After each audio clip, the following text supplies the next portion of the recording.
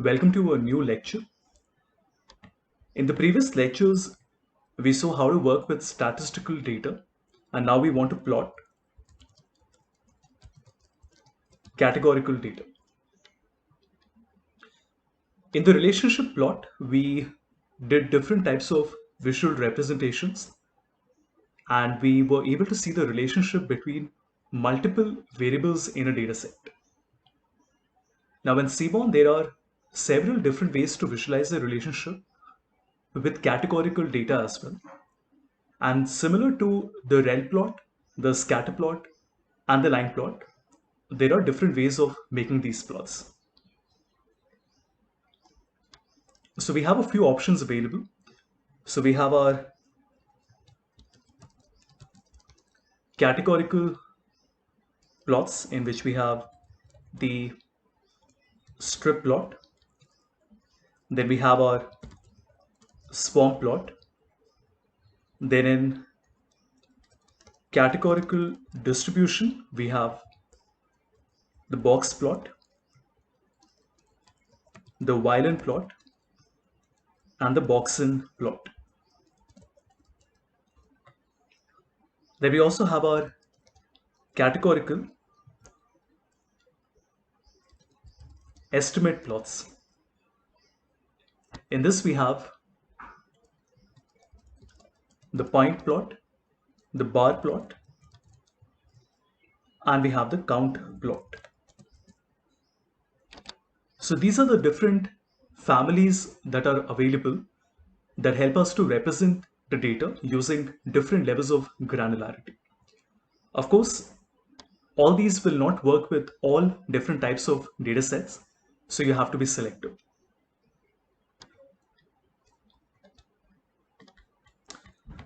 All right.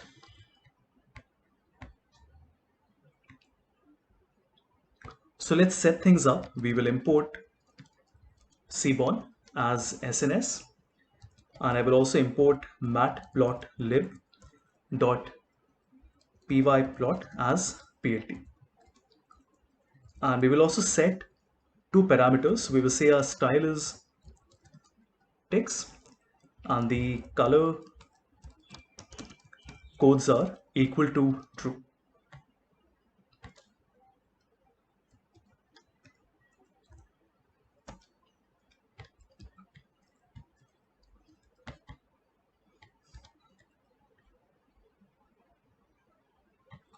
All right, let us start with our categorical scatter plots.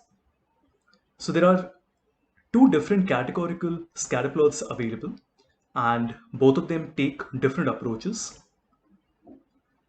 Let's take an example. We will use our tips dataset, sns.load dataset, and then we have tips, and sns.catplot, where we keep x as day, and we say that y is our total bill, and data is equal to tips. This is how the result looks. If you want to modify this, we also have an option called jitter. So that's a parameter. So we have the jitter parameter, and this will allow us to control the magnitude of the jitter, or if we want to completely disable it, we can do that as well. So we will say the same thing. The difference is that this time we are saying that jitter is equal to false, and this will allow us to completely eliminate the jitter. The second approach adjusts the point along the categorical axis, and it uses its own algorithm that prevents them from overlapping. Now, sometimes this can give a better representation of the distribution of observations, although remember this will only work with relatively small data sets, right? So let's take an example. We have cat plot, and the same thing, we have our x and y, and the kind we're going to keep as a swarm. And the result will look like this. And the reason is that it looks like a bee swarm, and that is why it is called a swarm. Now, similar to the relational plots, it is possible for us to add another dimension. So we will use the same semantic that we used last time, which is the hue. Remember, categorical plots do not support size or style semantics. So we'll take the same example, and this time we want to use the hue as well. And we will say that hue is equal to sex, and you will notice the result looks like this. Unlike numerical data, it is not always obvious how to order the levels of the categorical variable. Now, in general, the Seaborn categorical plotting functions try to infer the order of categories themselves. And otherwise, if you have a pandas categorical data type, then the default order of the categories can be set there. So let's copy the same thing. And this time we want to keep the x not as day, but as the size, right? And the result is that on the x-axis you get 1, 2, 3, 4, 5, and 6. Another option would be to not use the default order, but to create an order of your own. So we want to create our own order. Here we say that x is smoker, y is the tip, and we will keep our order as, let's say no comes before and then a yes comes after that. So in the final result, you notice that the same order is being applied. Also remember that you can swap the assignment of variable to the axis.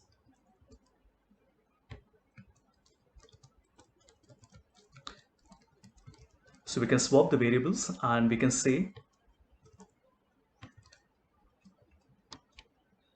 x is our total bill, y is the day, and let's keep the kind as a swap.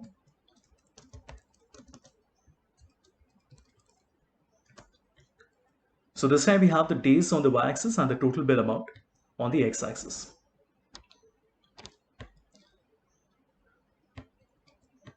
Let us now look at distribution of observations within categories.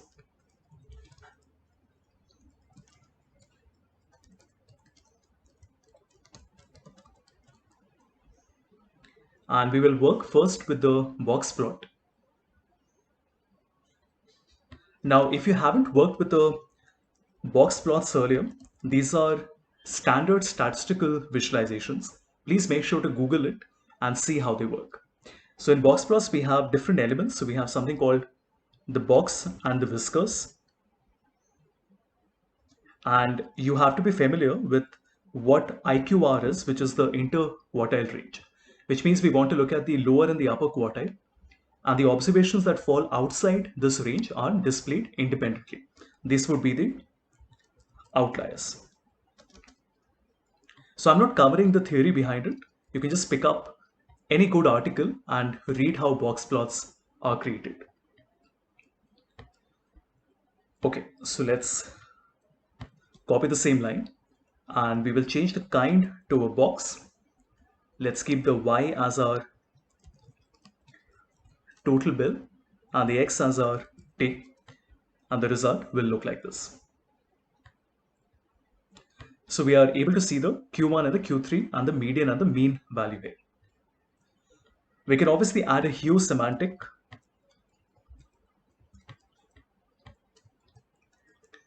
So let's add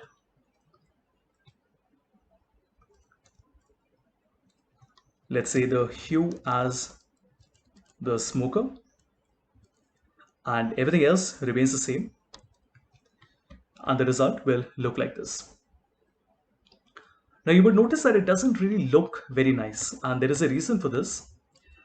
This concept is called dodging, right? So that's the behavior, and it is turned on by default because it is assumed that the semantic variable is nested within the main categorical variable. But of course, you can disable it if you want to. So we will say that, let's take an example. So let's say tips and a weekend, tips day is in, and we will select Saturday and Sunday. And then SNS cat plot, where we say that X is our day, Y is our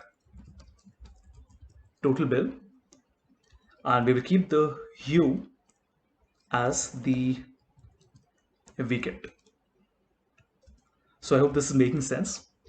And we will create the same kind, which is a box. And finally, we will say that the dodge is false and the data is equal to tips.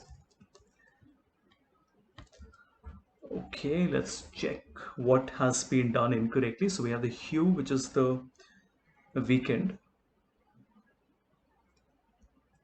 Okay, that's strange. Everything looks okay to me. There must be some mistake somewhere. One moment. So we have tips weekend, which is tips, and then we have day is in, then we have Saturday and Sunday, then we have SNS cat plot, X is day, we have Y is equal to total bill, and then we have the hue. Okay, hold on, there's an extra double quote here. It should work now. Okay, still not working. Let's check. So we want to close the double quote and it works. So as you can see, this time we have different colors. We have false and true, which is blue and yellow, and we are able to show the weekends versus the weekdays. We similarly have a Boxen plot as well. The reason of using the Boxen plot is that it draws a plot very similar to the box plot, but it is optimized for showing more information about the shape of the distribution. So I would say it is relevant to larger data sets. Let's see how this works. Let's say diamonds is equal to SNS dot load dataset and diamonds. Again, you can Google and find the dataset. SNS dot cat plot, where we say that X is equal to color, and then Y is equal to the price. Then we have the kind, which is Boxen. We have data, which is diamonds, and we also want to make sure that we are sorting the values as per the color like this. Perfect. And the result looks like this. So it's very similar to using the regular box plot, but it is advisable to use it when you're working with larger data sets. Then we have the violin plot. This is a different approach, and this combines a box plot with something we call the KDE, right? So you'll have to Google it and see what this is. This is what we refer to as the kernel density estimation. It's a very standard procedure, and like I said, you can just Google it and you can see what this is. Just to show you,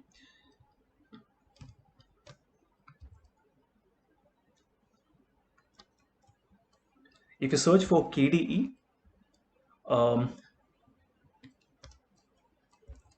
in Python, you can see how these work.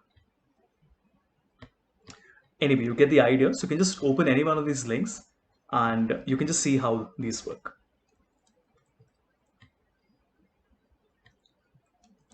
Let's do an example. SNS cat plot.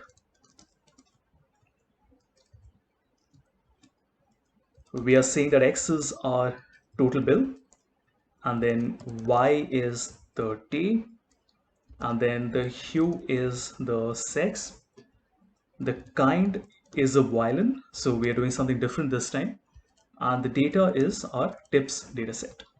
The result looks like this. So the approach that we're using here uses the KDE estimation, and this provides a very rich description of the distribution of the values. Additionally, the quartile and the whisker values from the box plot are also shown inside the violin plot. Now there is a downside, which is that because the violin plot uses a KDE, there are some other parameters that may need some tweaking. So this makes it a little complex relative to the straightforward box plot. But let's see how we do that. So I'll copy the same thing, right? And after our kind, we also want to add two additional parameters. So BW is 0.15 and the cut is 0. I'm not getting into the details for all of this. You can just Google it and you can see, because there are a lot of different parameters available. But just to show you, this time you notice that the visualization looks a little different than the previous one. And of course, these are controllable, so you can change this and you can see the results change every time.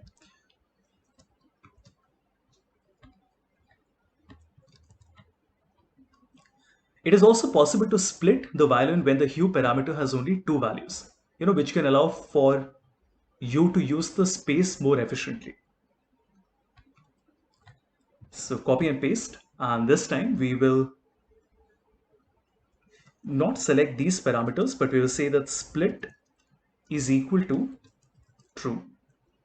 And we're choosing this in the reverse order. So we have day coming first, and then we have the total bill. And the result would look like this. So we have two different colors here, and we have reversed the X and the Y axis.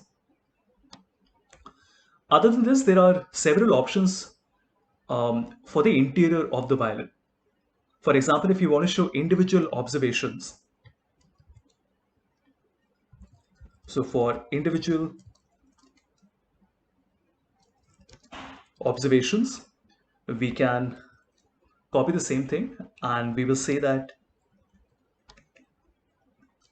our inner is equal to a stick, and let's also choose the split is equal to true, and we will choose our palette is equal to any palette, so I choose pastel. Let's break this into a few lines. Okay, and I forgot a comma. Let's put that, and the result looks like this, right? In fact, let me keep the day here and the total bill in the Y. I think this will look better, right? So you get these inner stick lines as well. You can also combine a swarm plot or a strip plot with a box or a violin plot, which will also show you the summary of the distribution. Let's see how we do this. So we are working with the swarm plot now. The first thing I want to do is to copy the entire line. And we don't really need all of these things, so I'll remove a few of these. Let's not keep the hue right now. We'll keep the kind, we'll keep the inner as none. We don't need to show this right now. And we don't need all the other things, so we can remove all this. We just want to see the data. Perfect. And then we want to say SNS dot swarm plot. Here we will keep X as our t. We will keep Y is equal to our total bill. Then we have the color. You can choose any color you want. I'm just choosing a black here, which would be K. Then the size is equal to, let's say, 3. Data is my tips, and then we also want to change something on the axis. So we say g.ax. All right. Once you have done this, you will notice that there is an error coming. Let's just quickly check. Okay, what went wrong here? One moment.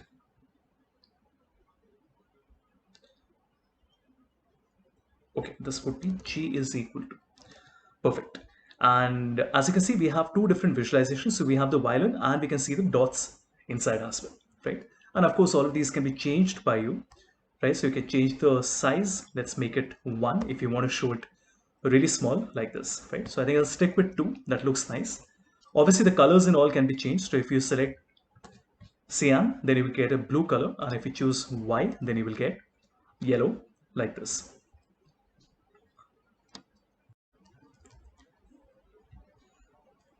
Now let's come to statistical estimation within our categories. Now for some applications, rather than showing the distribution within each category, you might want to show an estimate of the central tendency. And Simon gives you a few different ways of showing this information. Let's start with the bar plot.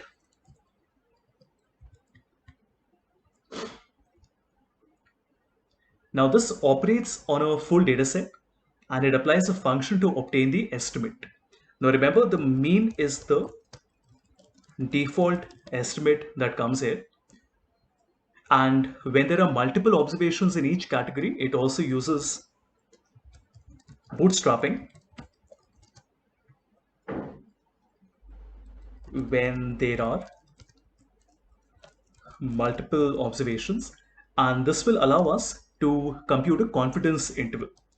So we'll just call this as CI, and this CI will be represented as what we call an error bar. Okay, so I'm overloading you with a lot of information. Let's do an example and see how this works. It's a new data set, which is the inbuilt Titanic data set. So data set, and we will load our Titanic data. sns.catplot, x is equal to sex, y is equal to survived, the hue is my class, the kind is a bar, and data set is Titanic. So when we run this, you get a visual like this. So you can see there are 3 different classes, first, second, and third, which are 3 different colors, and you can see the plot mentioned like this for 2 different genders. Now, you might also want to show the number of observations in each category rather than computing a statistic for a second variable. So think of this as similar to a histogram over a categorical rather than a quantitative variable. For this, we can use the count plot. So sns.catplot, where x is dec, kind is count, our palette is equal to ch.25, and data is equal to Titanic.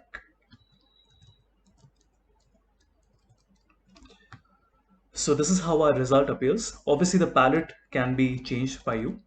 So you can Google it and see what are the different options available here, right? So there are different colors that you would have. Now both the bar plot and the count plot can be invoked with all of the options discussed above. And of course, in the documentation, you can find several other things. Let's just do one more example.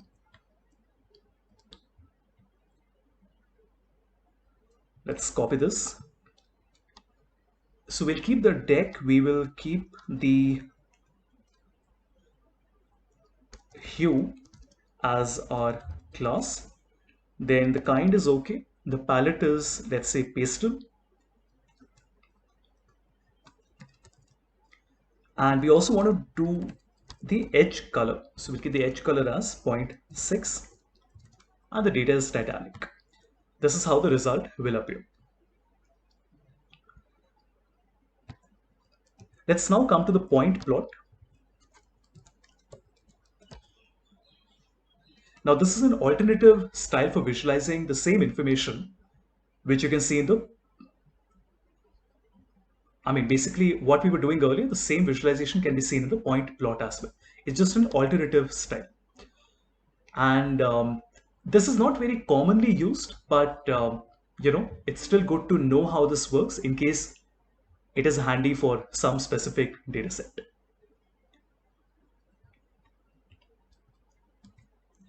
Copy and paste, and let's say the x is sex, the y is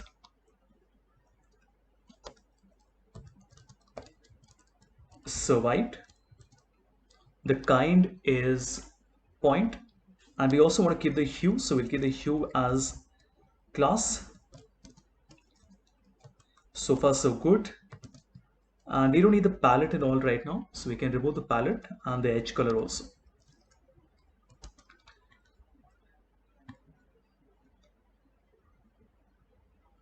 Okay, what seems to be the problem? Okay, I want to change the kind. I forgot to do that. So the kind will be a point now, and the result looks like this. Like I said, for some of you, it might seem a little odd as to why we are using it, but it's good to know how this works. Now, obviously, the categorical functions, are not quite the same as the style semantic of the relational functions that we did earlier. But it can still be a good idea to vary the marker and the line style along with the hue to make figures which will be printable in black and white and also be color accessible to everybody. So we'll copy the same thing. I will make a few changes this time. So we'll keep the X as the class. The Y survived, the hue is the sex. We are replacing that. Then we also want to create a palette. So just put it on a new line. The palette is, watch this carefully, in curly brackets, we will say that male is going to be G, which is for green. And then we will say that female should be, let's say, R for red. Once we have done this, the markers also need to be put. So we'll use the markers. The markers would be, let's say, an up and a down arrow. So I'm not sure how to use the down arrow. So we'll just use a 0 here or an O. And then we have the line styles. And in the line style, we will simply say a hyphen and two hyphens. Okay, kind is point and data is Titanic. Everything seems okay. And the result looks like this. So very clearly you have the male is green. It's a triangle. The female is a circle in red color. You can also use it to plot what we call wide form data.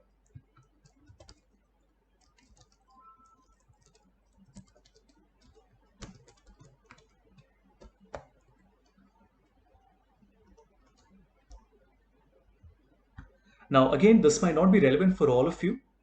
So while using a long form data or what we call a tidy data is preferred, these functions can also be applied to wide form data and in a variety of formats. The formats include Panda data frame or two-dimensional NumPy arrays. Remember, these objects should be passed directly to the data parameter. So we'll use a new data set here called iris dataset, and we have iris and SNS cat plot. We will keep the data as iris, the orient is h, and the kind is equal to box, right? And the result looks like this. Additionally, the access level functions also accept vectors of Panda or NumPy objects rather than variables in a data frame. Let's do an example. So SNS dot violin plot, where x is my iris, dot species, y is equal to iris dot sepal length, and the result would be like this. If you want to control the size and shape of the plot made by the functions discussed above, you have to set up the figure yourself using matplotlib commands. So we say f ax is equal to plt dot sub plots, and the figure size is equal to, let's say, 6 comma 3. Once we have done this, sns dot count plot y is equal to the deck. Data is, let's say, the Titanic data, and the color is C. C is just for cyan, so I can use K for black, and the result looks like this. So if I make it C, I will get a cyan. So this is the approach that you should take when you need a categorical figure and you want it to comfortably coexist in a more complex figure with other kinds of plots. You can also show multiple relationships.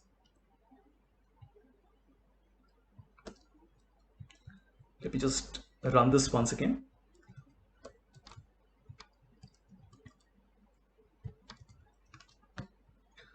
All right.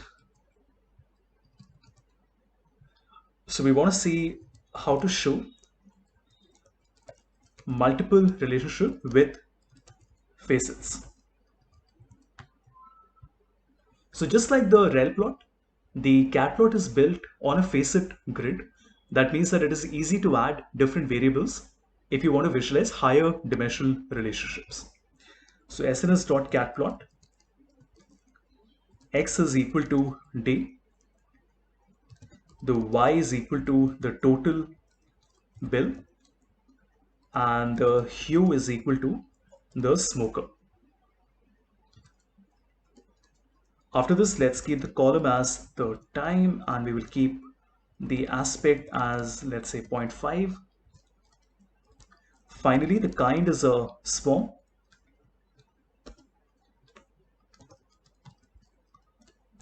And also data is equal to tips.